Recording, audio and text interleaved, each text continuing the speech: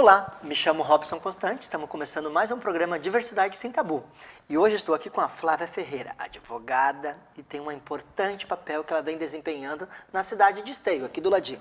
Flávia, de antemão te agradeço a tua disponibilidade, sei que a tua agenda é extremamente concorrida e tu achar uma brecha para a gente estar vindo aqui conversar um tema tão importante que é a diversidade.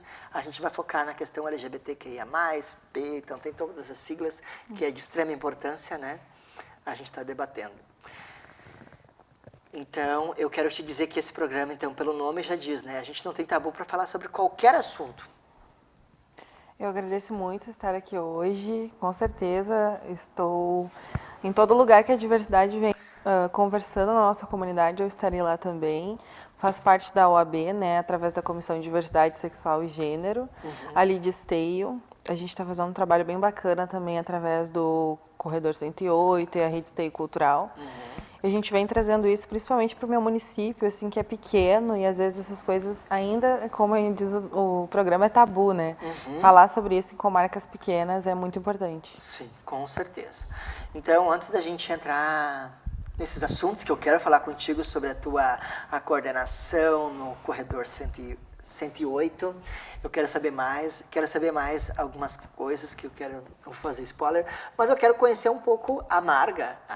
A Marga foi a nossa entrevistada do episódio da semana retrasada, que ela é antropóloga, então eu devo muito a ela, né, para quem assistiu o programa, da gente, quando começa uma entrevista, da gente saber quem é a pessoa, né, que está por trás da advogada, quem é que está por trás do Robson enquanto professor, pesquisador, né? Então, quem é a Flávia Pessoa?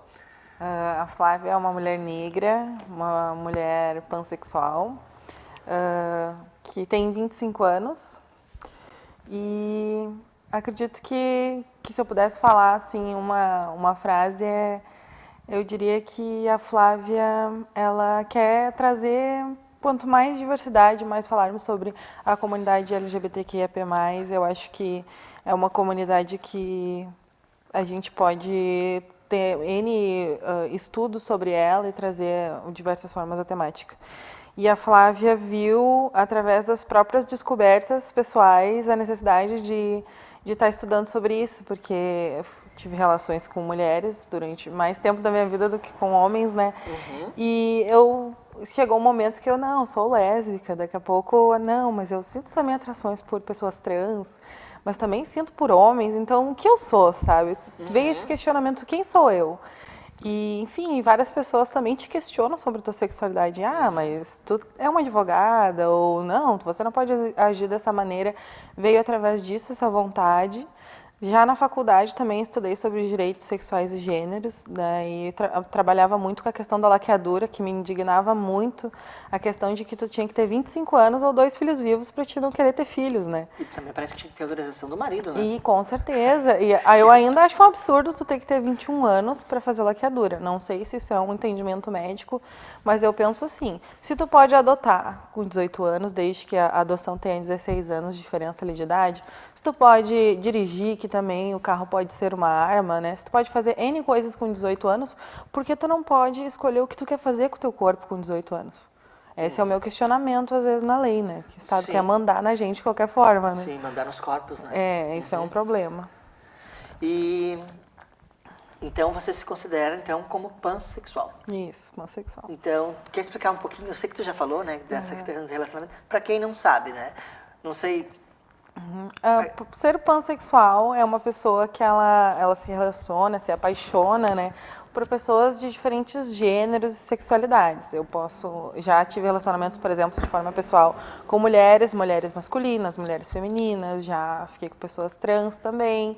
Então, acabei me descobrindo através dessas pessoas que contribuíram muito, tanto para crescimento pessoal, como também aquele fervor acadêmico, principalmente quando me relacionei com pessoas trans, me relacionei com um homem trans e foi muito maravilhoso para mim na questão de entender melhor como é que o processo de transição no começo, né? Que isso é uma questão do humor, do corpo, então foi um processo muito interessante, assim. E se colocar no lugar do outro, ter Com empatia, certeza, né? com Porque certeza. E daí tu entende que não é, a pessoa não quer ser aquele corpo lá, né? Não é isso, é algo além disso. A pessoa não se reconhece no espelho. E tu, como companheiro daquela pessoa, fica triste, porque tu quer aquela pessoa bem, né? Quando tu se reconhece. Eu me reconheço como mulher, mas é muito difícil ter um companheiro que não se reconhece, né? Então, ajudar ele nesse processo é muito importante. E nem sempre da pessoa trans, quando ela faz a transição, não tem relação também com a parte sexual, que são coisas Com certeza, diferentes, né? exatamente. E é engraçado que essa pessoa, quando eu fiquei com essa pessoa, ela era se considerava uma pessoa lésbica. E daí, ao longo desse processo, entendeu que era um homem trans. Então, a gente passou por isso juntos e foi... Eu sou amigo dessa pessoa, a gente não tem mais relação, mas foi maravilhoso a gente ver esse processo e tá tudo bem tu se descobrir durante o tempo. Porque às vezes a gente se coloca num rótulo, mas eu sou isso, então eu não sou mais nada. Não, tu tá sempre se descobrindo, né? Sim, a gente tá em transição, né? Com certeza a Flávia não é a mesma Flávia de 2 anos. Com certeza. Nem eu, então a Flávia vai ser outra pessoa daqui a 2 anos, 3 anos. E que bom que a gente consegue evoluir, né? Com certeza. E o quanto é difícil a pessoa que se coloca naquele quadrado, naquela caixinha, não muda de pensamento. Eu acho que o mundo não tem mais lugar, Com certeza. não deveria ter mais lugar para essas pessoas, assim, né?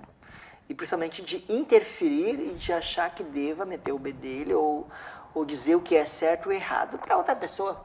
Essa questão até mesmo de corpos, né? Então, o que é a tua vida sexual? O que tu pretende ou não fazer do teu corpo? Diz respeito a outra pessoa. Eu escutei muito uma frase da jornalista que morreu, a Glória Maria, que ela diz, né? Eu não dou bola para que as pessoas falam de mim, porque ninguém vai morrer por mim, ninguém vai ser enterrada, vai estar no caixão por mim. Então eu faço o que... Eu acho como é importante isso, né? Às vezes as pessoas passam pela Terra, morrem e não fazem, e não se transformam na essência do que elas são enquanto pessoa. Eu acho que isso é triste, né? Muito, muito. E é necessário, né, a gente fazer essa análise, reflexão, né, durante a vida, né? Entender primeiro quem nós somos para poder entender o que o mundo é, né? Fazer isso primeiro. Sim.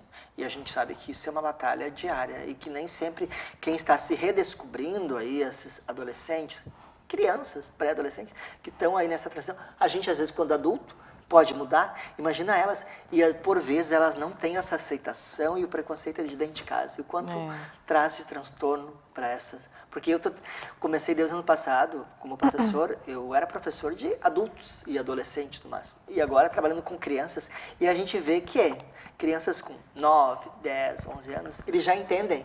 E eles chegam às vezes para o professor se reconhecer como gay, daí, professor, eu sou bissexual, professor, eu sou pansexual, e escutado mesmo, mas como assim? Isso para o pai é inadmissível. E de relatos de criança, meu pai descobriu que eu sou bi e eu apanhei. Meu pai descobriu que eu sou homossexual e ele me faz ficar todo dia 1h30 de joelho rezando, orando. E eu acho que isso é muito triste, né? E daí, por vezes, eles mostram um braço de mutilação. Quanto a nossa sociedade, ela precisa de educação, desse diálogo, né? Já trouxe no programa aqui pessoas trans, mães de pessoa trans, porque há um luto também, né? Mas eu quero trazer à tona um pouco mais da Flávia. Flávia, eu sei que tu tem um papel de extrema importância aí, uma função como presidente da Comissão da Diversidade Sexual e de Gênero da OAB,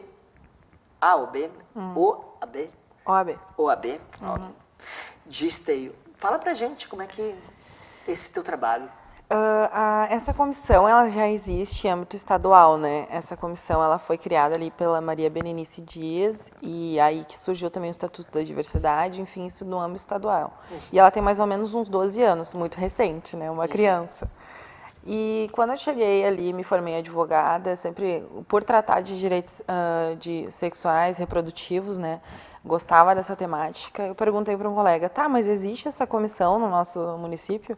Ele falou, não existe, então tu cria. E deu, então tá, vamos lá que a gente vai criar, né? E daí, tá, mas o que a gente vai tratar? Porque falar sobre sexualidade na minha profissão, que é uma profissão tão, assim, dogmática, né? Tão colocada numa caixinha, né? a gente acaba, não, mas nenhum advogado vai se declarar pansexual, bissexual, gay. E não, eu me deparei com um cenário bem diferente. Eu me deparei que aos poucos as pessoas vinham, talvez não falassem abertamente, mas vinham e falavam, não, eu sou um homem gay, eu sou uma mulher lésbica, sabe? E vi em outros municípios que tinham essa comissão, como Canoas, acredito que São Leopoldo também tem. E fui vendo que existe essa crescente, né? Ainda na minha profissão é um tabu também, mas está crescendo. Daí eu disse, não, meu município, que eu nasci aqui, eu quero fazer a diferença na minha origem, né?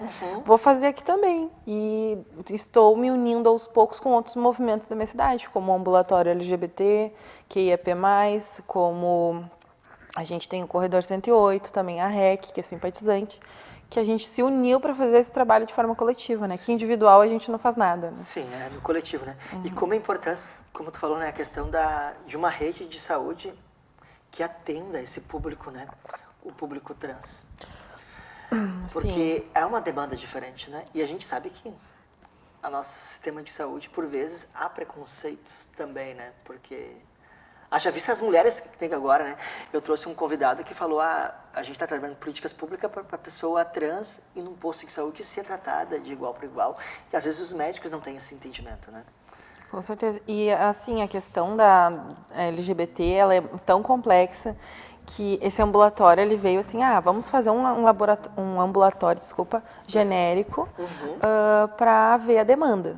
E as pessoas preferem ser atendidas lá, as pessoas LGBTs, porque lá eles entendem que já chegou relatos, até eu mesma já fui atendida num posto em que falaram que eu não precisaria fazer exames para ver DSTs, porque eu era uma mulher lésbica, então a possibilidade de pegar DST, ISTs hoje, né, era quase nula. Como se não precisasse fazer exame de HIV, como se não precisasse fazer qualquer outro tipo de exame, né.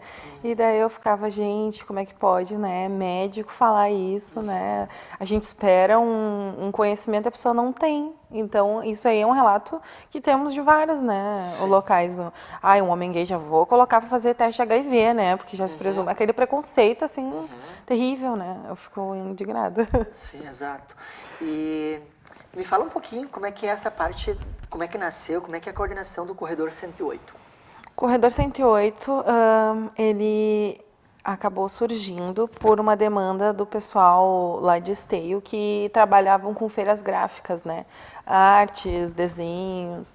E o pessoal viu que, eu não quero ir para uma feira que às vezes eu não me sinto bem, sabe? Não, feiras muito heteronormativas, sabe? Não se sentiam bem naqueles espaços e até seguros. E daí a Ana, que até eu quero um dia me apresentar ela, a Ana Mendonça, criadora daí do Corredor 108, propôs junto com outras pessoas para fazerem na casa dela, que é um corredor muito grande que temos, esse espaço, essa feira gráfica, se iniciou como feira gráfica. E hoje, além de feira gráfica, também é um evento cultural que a gente faz mensalmente. Agora, dia 23, a gente teve o evento do Dia do Livro, e que a gente trouxe daí autores, no caso, autores malditos, que eram vistos como malditos pela sexualidade, pelo jeito de pensar a sociedade, né, por ir contra o racismo. E eu trouxe Lima Barreto, e a gente falou sobre outros muito interessantes ali. E daí a gente está trazendo um pouco de cultura ali para a nossa sociedade. Que bacana. E ele é um corredor, e o número qual é a rua? É Alvício Nienon 108. E daí a gente chama de C108, né? Que é um corredor grande. Daí logo já tem uma parte do muro, assim, escrito Corredor 108. E quem tiver interesse tem o Instagram, né? Que é o @corredor.108. Que bacana, Flávia. E a ONG Somos nasceu também desse teu projeto? Não, a ONG Somos, ela é de Porto Alegre. A ONG Somos, na verdade, é uma inspiração. A ONG Somos, ela já trabalha há mais de 20 anos ali em Porto Alegre. E quando eu me formei, acabou por conta dessa pessoa trans, ela me mandou, olha que legal, eles estão atendendo estão pedindo advogados para trabalharem de forma voluntária. Então eu disse, não, vou ir lá também para ver como é que é a demanda. E é espantoso, mas maravilhoso, assim, que a gente encontra lá. Porque porque a gente atende pessoas trans em situação de rua, a gente atende realmente a comunidade LGBT mais vulnerável, né? Também lá eles atendem o pessoal com HIV, né? Então, é muito interessante o trabalho que eles fazem. E é um trabalho completo, com psicólogos, advogados, assistente social, tem também programas com algumas cestas básicas. Então, lá que me inspirou a trazer daí em Porto Alegre para o meu município, aos poucos, né? Porque é uma grande estrutura, já tem 20 anos, né? Eles e outros, enfim, apoiadores para o meu município daí. Eu queria que tu falasse um pouquinho, eu fiquei bem interessado na questão do artigo que tu publicaste, né, que é esterilização voluntária como planejamento familiar. A gente iniciou, né, esse programa falando um pouco sobre isso. E como é que foi essa pesquisa, né, uma pesquisa científica que foi da tua graduação? Ou... Isso, originou do meu TCC que eu fiz. Eu fiz em relação à restrição etária, né? Que era 25 anos ou 2 filhos vivos, daí eu trazia essa questão de defender que eu acredito que a partir dos 18 a pessoa teria essa possibilidade, porque é o planejamento de vida dela não ter filhos. E a gente tem que começar, já passou da hora, né, de darmos autonomia aos nossos corpos, né? Se a gente pode...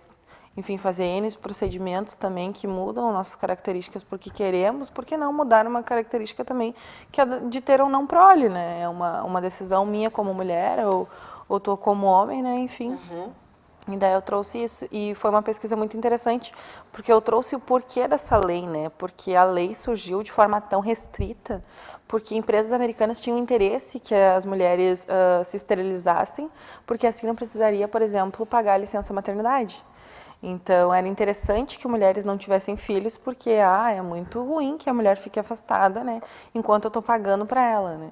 Então, surgiu essa necessidade da lei, na época tão restritiva, porque empresas americanas estavam vendendo, estrangeiras, não vou colocar nem americanas, estrangeiras de forma geral, vendendo essas cirurgias, né, esses procedimentos a preço de banana, né, para as mulheres fazerem, principalmente obrigando as mulheres também.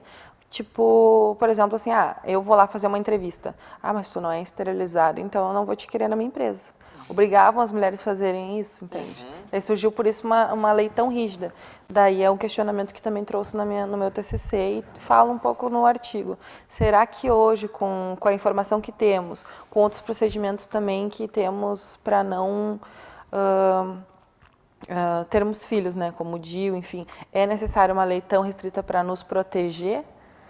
Sabe? Será que somos tão vulneráveis que não conseguimos entender, né? Acho que essa lei surgiu como esse discurso de proteção e hoje já não seria mais necessário, né? Com certeza. É um pouco de história e de entendimento, né? De saber de como se dá isso, né? Porque por muito tempo, realmente, as empresas, eu acho que hoje em dia, talvez de forma velada, talvez ainda aconteça, né? Mas a mulher, quando ela vai buscar um emprego ou fazer uma entrevista, sempre se pergunta, né? Tem filho, não tem filho? Então, o preconceito é de várias esferas, né? Ou se pretende ter filhos, então já é como critério ou não, né? De contratação, né? Assim como foi falado em episódios aí, o pessoal que trabalha com RH que diz, entre contratar uma pessoa branca e uma pessoa negra, por vezes também acaba se optando, né? Infelizmente. Com certeza. O racismo está sempre, né? Sim. E como é que foi para ti trabalhar com essa questão esse projeto de lei de capacitação para identificar a prevenção dos atos LGBT-fóbicos? Pode comentar um pouquinho pra gente como é que foi? Esse projeto, ele surgiu após uma denúncia lá que tivemos em Esteio do caso de transfobia, né? Uma mulher trans, ela estava saindo na verdade ela estava na academia e um homem queria utilizar os aparelhos e daí começaram uma discussão ali por conta disso, ele começou já a cometer o crime de transfobia a partir das agressões verbais. E daí, depois desse ato, ela saiu da academia e, a alguns metros, eles encontraram ela com ele encontrou ela com mais 4 homens e espancaram ela ali. E daí eu recebi essa denúncia, por isso que é importante, né, as redes estarem interligadas.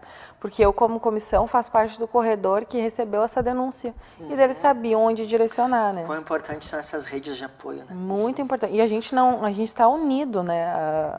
E um saber o contato do outro também é necessário. Daí, peraí que eu vou te passar uma advogada. Daí me passaram para a vítima, a gente começou a conversar já no mesmo dia, a gente orientou ela a fazer boletim de ocorrência. E a gente se questionou muito o que os instrutores da academia poderiam ter feito, porque a agressão verbal já tinha iniciado na academia e, assim como o crime de racismo, a transfobia se inicia através da agressão verbal, né? Poderiam ter chamado a polícia, talvez, para ficar nas redondezas, porque ela teve agressão física logo depois, né? O que mais que poderiam ter feito? Ter acolhido ela, esperado eles saírem, chamado alguém para levá-la embora. O que mais que poderia ser feito, né? E identificar os episódios de transfobia, porque às vezes você comete transfobia olhando um jogo de futebol, olhando um esporte, né? A transfobia, LGBTfobia. E a gente trouxe daí esse projeto na Câmara dos Vereadores de Esteio para capacitar os instrutores que quisessem, né, aprender também, porque a gente presume que eles não saibam, né, sobre a lei, que eles não saibam sobre como proceder, né, capacitar esses instrutores, esses donos de academia, e como incentivo a gente daria o selo da diversidade, da academia mais humana, né, que daí essa academia teria esse selo, incentivando ela... Que bacana, isso é pioneiro no estado, né? Em relação à academia, sim, a gente já tem o selo estadual, né, que se a tua empresa tem uma ação, né, positiva LGBT, eles poderiam te dar o teu selo. Mas em relação a academias, a gente viu que era bem mais a fundo, porque é um local heteronormativo, né? É um local que muitas vezes o pessoal, né, que trabalha com musculação, às vezes não tem essa abertura para falar, né? Então é interessante uma pessoa LGBT, por exemplo, uma pessoa trans que está trabalhando com o seu corpo, se sentir bem num local desse. E o instrutor saber o que fazer, né? Não, isso daqui a gente não aceita. A gente até instruiu no projeto, existem algumas coisas no projeto, mas uma delas é as academias que se sentem confortáveis colocar, por exemplo, a bandeira LGBT, né? Porque daí a pessoa consegue identificar aquele símbolo, porque já todos nós da comunidade conhecemos, né? Colocar a bandeira ali de certa forma. Porque eu crio um selo hoje, mas não é hoje que ele vai se propagar, né? Mas a bandeira o pessoal já conhece. Sim. Que bacana esse projeto, né? E quanto tempo tu já está de formada de direito? Pois é. Eu tenho 25, né? Eu fiquei pensando nisso agora, né? Porque já fez tanta coisa.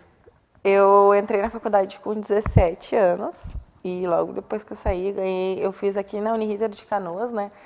E ganhei bolsa para Uni, enfim. E daí me formei com 21 para 22, da época de pandemia. Então, assim, formada mesmo, atuando como advogada há uns 2 anos. Né? Mas eu sempre gostei de estar ali no meio, né? Sim, ativista. Isso é importante, né? Porque tu se considera como uma ativista, né? Considero. Eu acho que eu tinha aquela coisa primeiro, será que sou? Aquele questionamento, né? Aquela coisa toda, a gente sempre tem que se questionar.